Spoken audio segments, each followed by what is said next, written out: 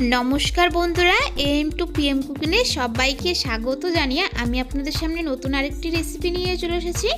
आजके आपनादेरके तैरि करे देखाबो एकेबारेई नतून स्वादेर पोलाओ रेसिपि। पुजो स्पेशल मेनुते बंधुरा एरकम पोलाओ रेसिपि खाबारेर मेनुते এই রেসিপিটা অন্তত রাখা যেতেই পারে। এই জাফরানি পোলাও রেসিপি, এই রেসিপিটা দেখতে যেমন সুন্দর খেতে কিন্তু খুবই ভালো লাগে। আপনারা যে কোনো নিরামিষ আমিষ রেসিপির সঙ্গে এই জাফরানি পোলাও রেসিপিটা খেতে পারেন, দেখবেন খেতে কিন্তু খুবই ভালো লাগবে। চলুন বন্ধুরা আর কথা না বলে রেসিপিটা শুরু করা যাক। প্রথমে আমি একটা বাটি নিয়ে নিয়েছি। এখন এই বাটির মধ্যে দিয়ে দেব সামান্য পরিমাণ গরম জল। এখন এই গরম জলের মধ্যে দিয়ে দেব কয়েকটা কেশর।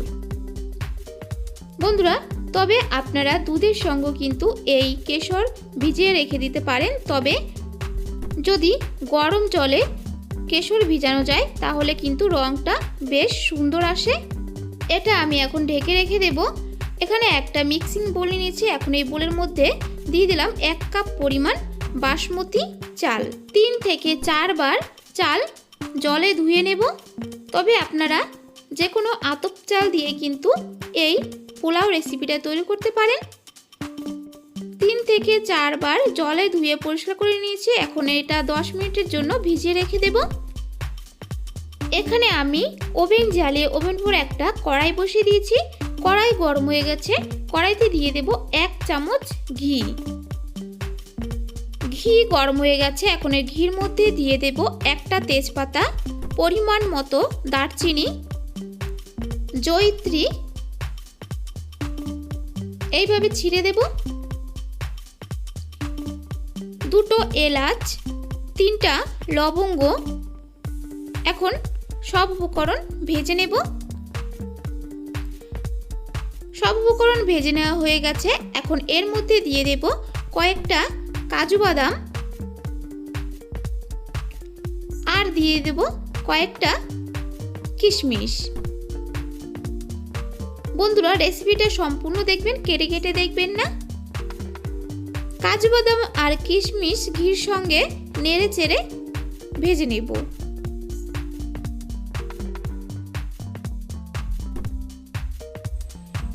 কাজু বাদাম আর কিশমিশ ভেজে নিয়েছি। এখন এর মধ্যে দিয়ে দেব ভিজিয়ে নেওয়া বাসমতি চাল।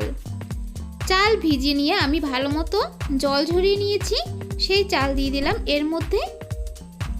প্লিজ বন্ধুরা আমার চ্যানেলটিকে সাবস্ক্রাইব করে পাশে থাকা বেল আইকনটা প্রেস করে নোটিফিকেশনটা অন করে রাখবেন, তাহলে আমি নতুন কোনো রেসিপি আপলোড করলে আপনারা সবার আগে দেখতে পারবেন। এখন চাল সব উপকরণের সঙ্গে মিশিয়ে নিয়ে চাল ভালো মতো ভেজে নেব। চাল যদি ভালো মতো ভেজে নেওয়া হয় তবে কিন্তু পোলাও অনেক ঝরঝরে হয় আর খেতেও ভালো লাগে।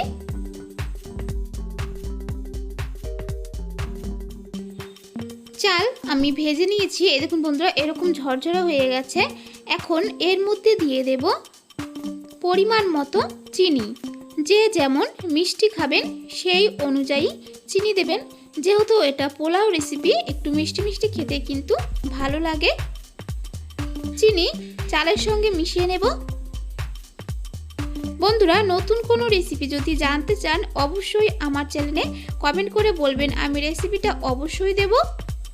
বন্ধুরা আমি যেভাবে এই পোলাও রেসিপিটা তৈরি করে দেখাবো, এটা আপনারা পুজোর মধ্যে একবার হলেও কিন্তু রেসিপিটা তৈরি করে খেতে পারেন, দেখবেন খেতে কিন্তু খুবই ভালো লাগবে। চিনি গলে গেছে। এখন এর মধ্যে দিয়ে দেব 2 কাপ পরিমাণ জল। যেহেতু এখানে আমি 1 কাপ পরিমাণ বাসমতি চাল নিয়েছি, ওর জন্য 2 কাপ পরিমাণ জল দেব। আপনারা পরিমাণটা বুঝে দেবেন।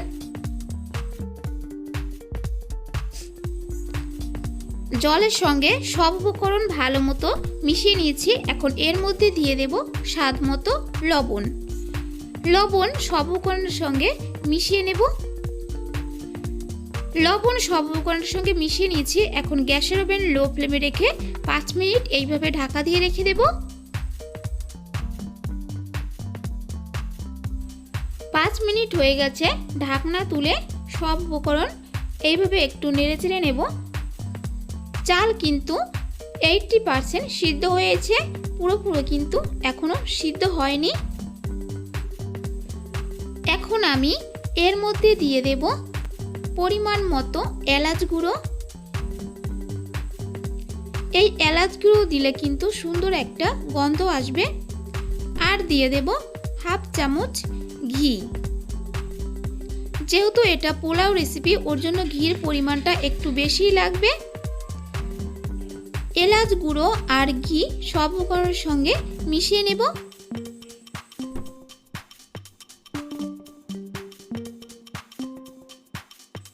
এলাচ গুঁড়ো আর ঘি সব উপকরণের সঙ্গে মিশিয়ে নিয়েছি। এখন আমি 2 মিনিটের জন্য ঢাকা দিয়ে রেখে দিলাম। 2 মিনিট হয়ে গেছে। ঢাকনা তুলে সব উপকরণ একটু নেড়েচেড়ে নেব। এখন কিন্তু পুরোপুরি চাল সিদ্ধ হয়ে গেছে। বন্ধুরা, জল আর চাল যদি ঠিকঠাক মাপসহ দেওয়া যায় তবে কিন্তু পোলাও রেসিপিটা এরকম ঝরঝরে হবেই। আপনারা বুঝতে পারছেন বন্ধুরা কত ঝরঝরে হয়েছে, আর একটুও কিন্তু জল নেই। পোলাও রেসিপিটা প্রায় আমার হয়ে এসে। এখন আমি গ্যাসের ওভেন নিভিয়ে দেব। গ্যাসের ওভেন নিভিয়ে দিয়েছি।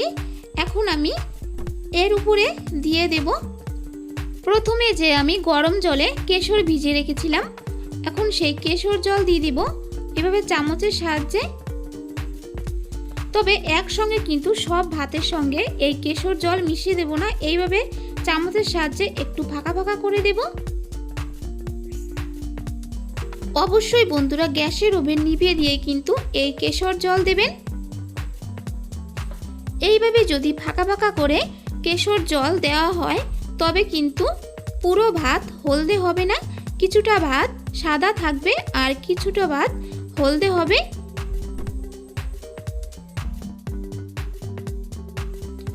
আর দিয়ে দিচ্ছি এখানে পরিমাণ মতো রোজ ওয়াটার।